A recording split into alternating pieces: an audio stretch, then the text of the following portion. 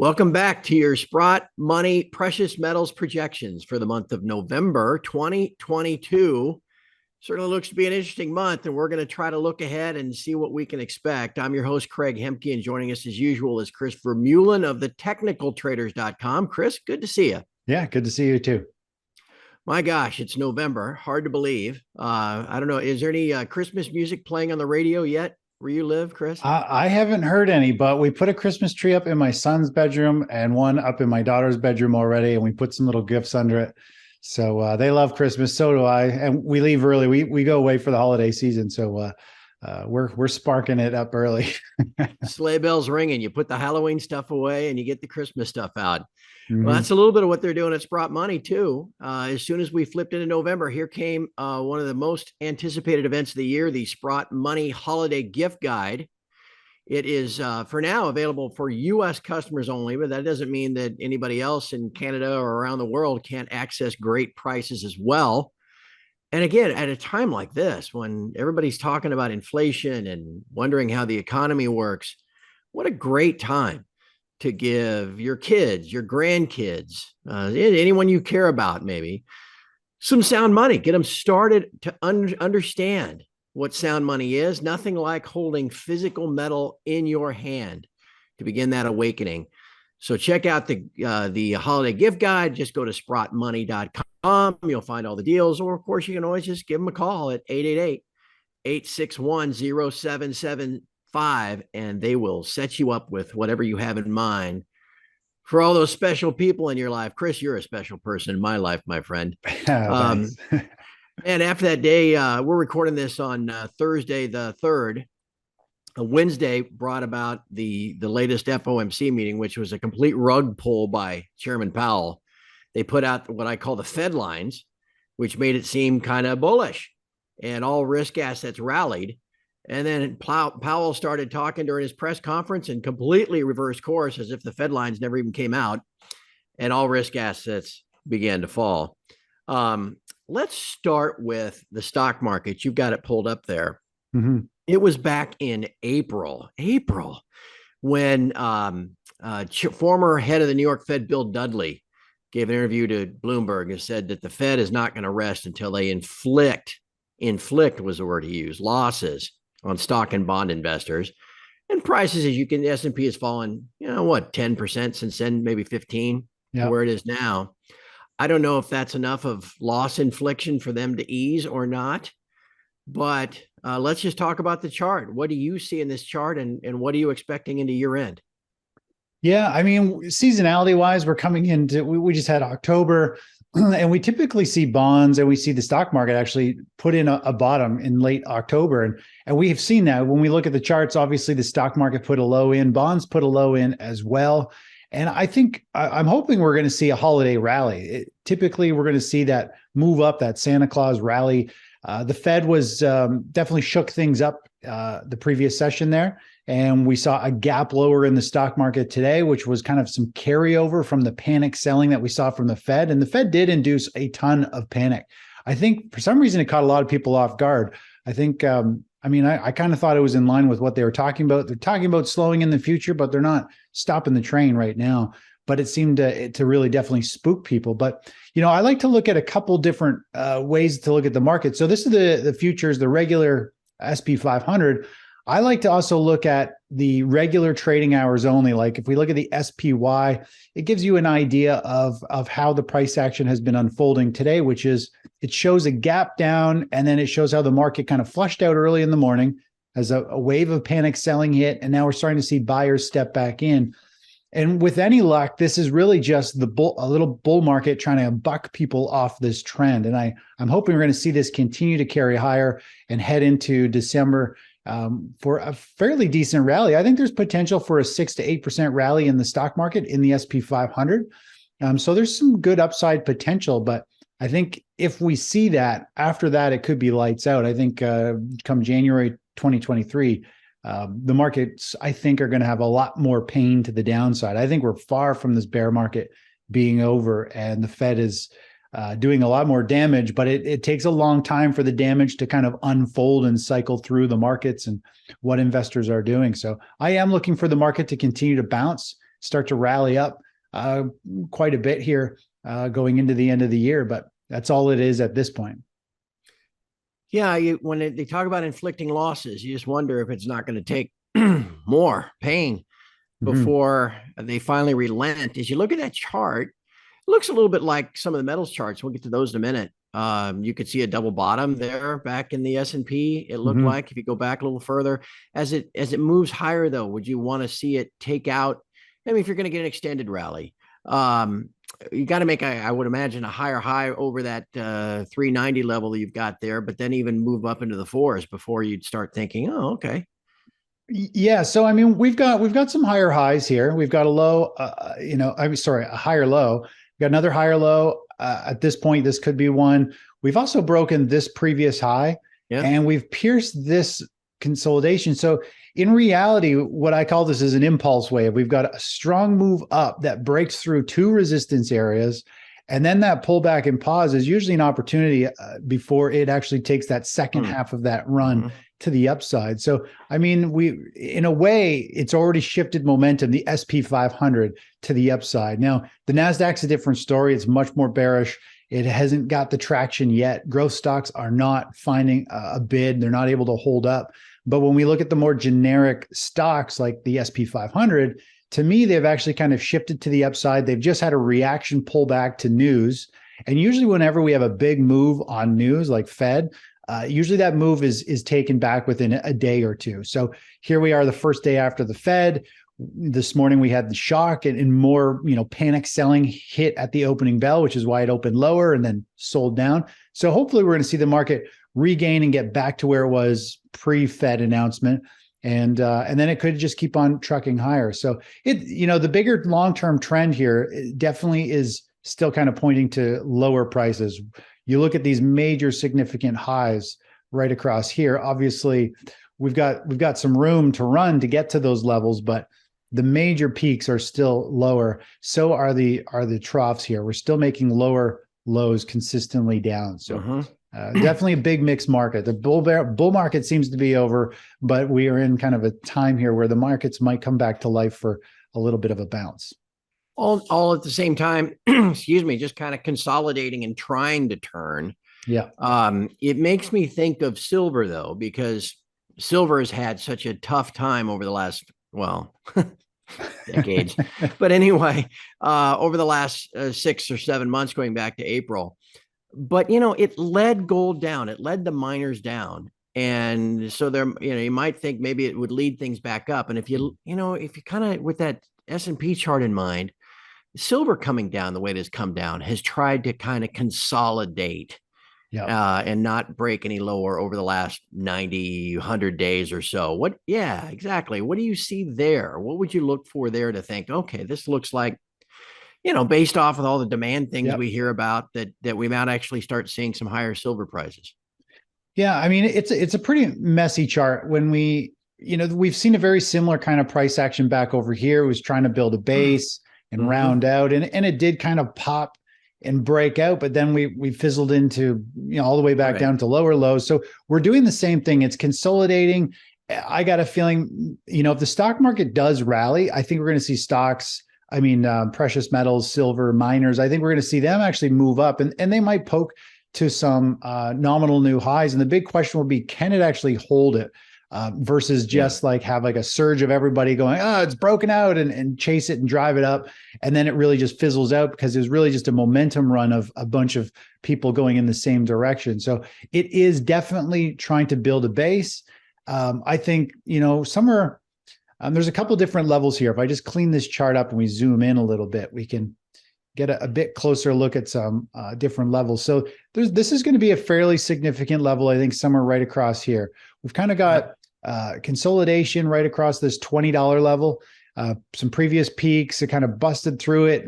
We had a couple wicks that came down close to it. Now we're under it.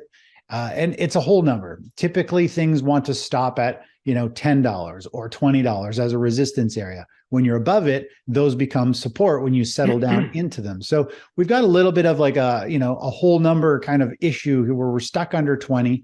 But if it can start closing above it, we might have a push up to 21, which is kind of the next dollar increment. It's also near this previous high. So It's trying to build a base. It's nothing too exciting yet, but it's definitely consolidating, and we'll have to see which way it's going to go.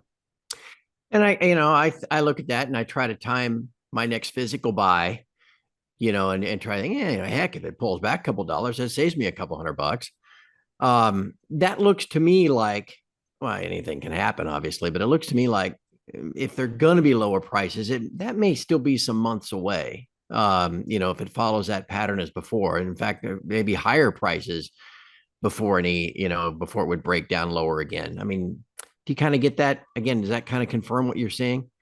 Yeah, I think there's potential for silver to rally, potentially up to this 22.2 area. Yeah. And then for all we know, maybe it's going to go down or come back and test these lows. I think there's a lot of time. I think there's a few quarters. I mean, I think we're talking mid 2023 where there's going to be a bunch of noise in the metals. They're going to be trying to build a bottoming pattern and a base, and they could be higher and sharply lower and back and forth. I think it's going to be pretty choppy, but I do think, a lot of the downside is done, and it's just a matter of time before they actually finish this bottoming formation and the dollar tops out. I think the dollar still has some more room to go. And, but once that dollar tops out, I really do think we're going to see precious metals take off, but I still think we're like 3, 6, 9 months away from that. And if we can just hold out long enough, there might be some great opportunities to hopefully pick metals up at a cheaper price. But I mean, it's really tough because silver goes down, but then you're paying these premiums of like $10, $20, $30, depending what you're buying. It's just absolutely crazy. As price goes down, the premiums are like going up, and you can't even, you're almost paying more. So it is a really weird environment when it comes to trying to get physical. That's for sure. Topic for a whole other show right there. The dichotomy between the price discovered trading futures contracts and the price discovered trading actual metal. Well, maybe that'll get sorted out here in the months to come. Let's just look at one more chart because, we could talk about the dollar, but I think the trend remains intact. And we could talk about bond market, but with the Fed continuing to hike. And you're right. Powell didn't say anything different than he said 6 weeks ago. It's just that they try to spin it in between meetings and to make him a more bullish case. Then he comes out and reiterates the same thing that he said 6 weeks ago. We're back at Jackson Hole, and everybody freaks out. Mm-hmm. So if rates are probably continuing higher as well, all of that has combined to put a pretty good amount of pressure on gold pretty consistently. And unlike silver, which looks like it's trying to base, looks like it's trying to consolidate, man, I look at that daily chart of gold, especially just over since the first of the year, and there's nothing to recommend it. There's nothing that says, oh yes, the turn is imminent. I mean, you could say, yeah, we bottomed again at 1620 earlier today. Yeah. Bounced off that level again. That just concerns me that now there's just a whole bunch more stops right below there. It's just bouncing on that level. It pierced it this morning, but it feels like this is a giant, like a falling wedge. And when they break, it's usually a pretty quick move to the downside. And the last time you and I talked, we were talking a lot about the monthly chart of gold and how it had already closed, a month below this key level. Now we're going on month number 3 below this critical kind of support level for gold. And I mean, we're in this kind of unwinding phase. I think the dollar rates are going to keep pressure on gold for a little bit, which is perfectly fine. When you go back, we started a super cycle over here. We ran up, and I think we're going to see somewhere, 20, 30+% potential correction in gold. This bottom could really fall out here. But the reality is, the last time we had a bear market within a super cycle in commodities, we saw gold pull back 34%. And so what it's doing right now to me is very similar. We're in a super cycle to the upside for commodities and gold, but we're having a bear market in equities, which naturally pulls everything down with it. And it's just temporarily before we see the next huge leg up. And this next big leg up, I think, is going to be the big one. It's going to be like $2,700 or $3,500 for gold. Who knows where silver will go? Probably pretty darn high. But again, these are monthly charts. These take months and months or years to unfold these patterns. And we are slowly getting closer. We just need this bear market to come to an end, rates to stop, the dollar to top. And I mean, I think precious metals and miners are going to become one of the hottest plays again. They've been out of favor really since 2012 or 2013, depending how where you're trading them. But I mean, they're going to come back from the dead. They're going to be like the shining star, and people might migrate back from cryptos and get back into, the miners. Because as you know, these miners can rally 500-600% in a couple of weeks. They can rally thousands of percent over the life of a bull market leg up in the commodity space. So there's going to be some amazing opportunities. But again, I think we're 6-9 months out from the bottom being formed, the new uptrend actually kicking in and being confirmed. It's not about trying to pick the bottom. We need to see that momentum shift and the market starts to roll up. That's when things get exciting, because that's every breakout to the upside can be bought, and they just run and they just scream higher. So the time will come. Every commodity, every asset, every sector goes through these phases, but they're very rare, and you have to wait. If you're waiting on one specific sector like precious metals, gosh, you got to wait a long time for that to happen. But it's finally coming, I think. And that kind of lines up with the macro picture too. The Fed is certainly taking a lot longer to shift than I ever thought. And I thought 20% downturn in the stock market like we had in the fourth quarter of 18 would do it this time too. And that hasn't been the case. So they're going to keep doing their thing. They've told us that, but eventually they will relent. No, I mean, no doubt about that. I agree. They're holding a really tough game here. They're trying to hold their ground. They don't want to give in and be a wuss too early. Right. They will eventually though. But I think the stock market could go a lot lower, and the bleeding's going to get a lot worse. And then they're going to be like, oh my gosh, we got to stop this now. But not till we break to new lows, I think, on the stock market. Yeah. And that, as you said, as you show on this chart, could mean lower gold prices too. There's always, seems like a collection of stops when you've got a barrier like that. We saw it at 1680. Gold went to 1620 over a period of a couple of days. So there could be more downside if that 1620 level is taken out. But in the end of the day, again, we're following a pattern that I think we know how this is going to end eventually. And that just gives us more opportunity to accumulate at lower prices ahead of that next move. Chris, it's great stuff as always.